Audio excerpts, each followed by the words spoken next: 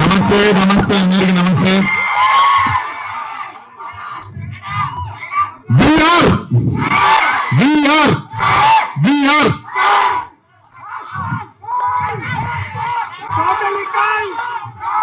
So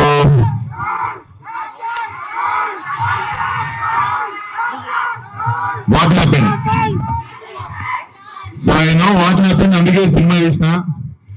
చాలా మంది నేను గమనించట్లే అనుకుంటారు. నేను రెడ్డిట్ లా ట్విట్టర్ లా ఏం డిస్కషన్లు అవుతున్నాయి, జనాలు ఏం కోరుకుంటారు, ఏం మిస్ అవుతారు, అన్ని కలిపి మిక్సీలో వేసి కొట్టి సినిమా చేసిన. నేను ఫలక్నామా తీయక ముందు నాకు ఒక హంగర్, ఒక కోపం, ఒక ఒక ఒక కసి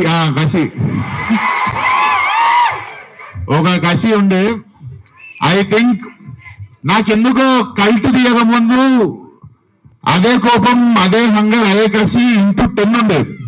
సో అదంతా పెట్టి తీసిన ఇది